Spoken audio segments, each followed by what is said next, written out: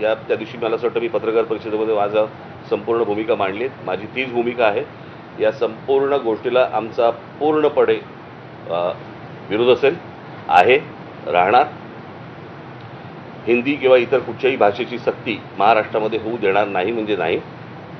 आणि या गोष्टींसाठी म्हणून मी सर्व पक्षांना आवाहन करतोय की येत्या 6 जुलैला गिरगाव चौपाटीवरून मोर्चा काढायचा निर्णय आम्ही घेतलेला आहे. त्या संपूर्ण मोर्चामध्ये कुठेही कोणताही झेंडा नसेल. तो संपूर्ण मोर्चा हा मराठी माणसाचा असेल.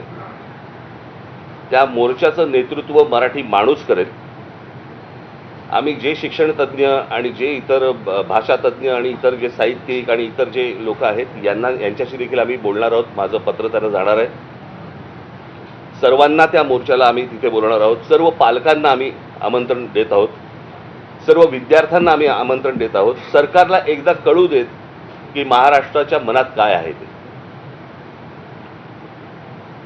आणि महाराष्ट्राने संपूर्ण ताकद, मला असं वाटतं 6 जुलै रोजी सकाळी 10 वाजता गिरगाव चौपाटीवरनं हा मोर्चा निघेल. सरकारला ही गोष्ट कळली. रविवार एवढ्यासाठी निवडलाय कारण विद्यार्थ्यांना आणि पालकांना यायला जमेल म्हणून, आणि त्याच्यासाठी म्हणून रविवार हा निवडलेला आहे. बाकीच्या राजकीय पक्षांशी देखील मी चर्चा करणार आहे, त्यांच्याशीही मी बोलणार आहे.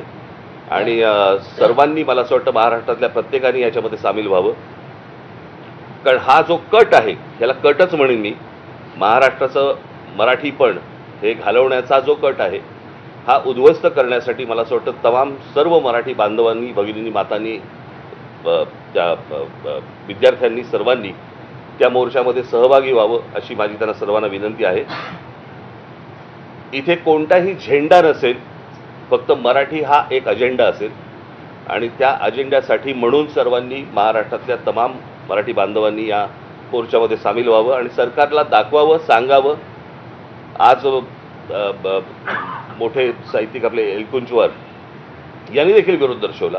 सर्वजण विरोध दर्शवत आहेत. आणि अशा वेळेला मला हेही बघायचं आहे की कोण कोण त्या मोर्चामध्ये सामील होत आहेत. इतर राजकीय पक्षांच्या व्यतिरिक्त इतर कोण कोण सामील होत आहेत आणि कोण येणार नाहीत हेही मला बघायचं. म्हणजे नुसते तोंड देखले बाकीचे नुसते बोलत असतात. मला असं वाटतं ही अत्यंत महत्त्वाची लढाई आहे. महाराष्ट्राच्या दृष्टिकोनातनं, मराठी माणसाच्या दृष्टिकोनातनं ही खूप महत्त्वाची लढाई आहे. आणि या लढाईमध्ये संपूर्ण महाराष्ट्राने उतरावं असं मी महाराष्ट्राला आवाहन करीन.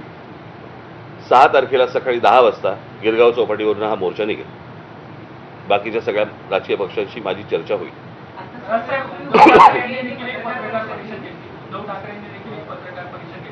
त्यांची देखील भूमिका स्पष्ट आहे की आपल्याला त्यांचा विरोध आहे. आपण